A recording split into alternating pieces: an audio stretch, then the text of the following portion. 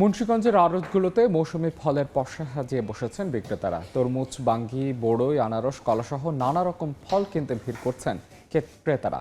ফলের হাটের খবর জানাতে মুন্সিগঞ্জ থেকে যুক্ত হচ্ছেন রিপোর্টার নাসিরউদ্দিন উজ্জ্বল। যাচ্ছে তার কাছে। ফলের ধরন পাল্টে যাচ্ছে, আবার চাহিদাও কিন্তু বদলে যাচ্ছে। এই যে 1433 বঙ্গাব্দ গেলকাল পহেলা বৈশাখ গেছে, আজকেও কিন্তু সনাতন ধর্মাবলম্বীরা অনেকেই হালখাতা পালন করছে। সেখানে কিন্তু ফলের ব্যাপক চাহিদা।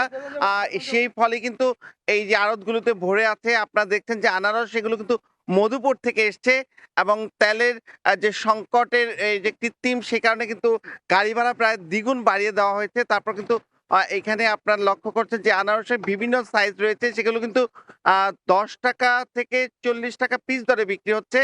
এবং এই সুস্বাদু আনারস ঘিরে কিন্তু পাইকারদের ভিড়। একই সঙ্গে তরমুজ, সেগুলো কিন্তু এসছে দক্ষিণাঞ্চল থেকে। এবং এই তরমুজের দাম কিন্তু এখানে যে ছোট সাইজের তরমুজ, সেগুলো প্রতি পিস 100 টাকা বিক্রি হচ্ছে। আর ডাব বিক্রি হচ্ছে কিন্তু 90 থেকে 110 টাকা পিস দরে, সেগুলো কিন্তু দক্ষিণাঞ্চল থেকে এসছে।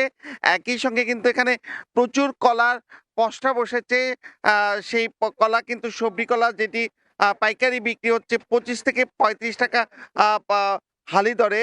আর চাপা কলা বিক্রি হচ্ছে কিন্তু 8 টাকা থেকে 15 টাকা হালি দরে। আর যেগুলো রয়েছে নেপালি এই সাগর, এখানে কিন্তু নেপালি সাগর কিছু কিছু পাওয়া যাচ্ছে। সেই সাগরের দাম কিন্তু বলা হচ্ছে 15 থেকে 20 টাকা হালিতে। এর বাইরেও কিন্তু বাঙ্গি পাওয়া যাচ্ছে। সেই বাঙ্গির দাম 80 থেকে 200 টাকা পিস দরে। আর যেগুলো ফুড রয়েছে চিনালের আকৃতির, সেগুলো কিন্তু 20 থেকে 80 টাকায় বিক্রি হচ্ছে। অন্যান্য যেসব মৌসুমী ফল আছে, সবেদা, বেল, সেগুলো কিন্তু সহজলভ্য। তবে ভোক্তারা বলছেন যে এই পাইকারি দরের থেকে যে খুচরা বাজারে হাত বদলে কিন্তু দাম অনেকাংশে বেড়ে যাচ্ছে।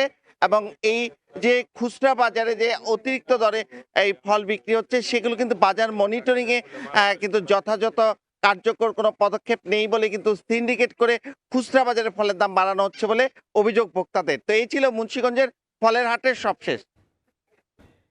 মুন্সিগঞ্জ থেকে ফলের আড়তের সবশেষ খবরাখবর জানাচ্ছিলেন সহকর্মী নাসিরউদ্দিন উজ্জ্বল।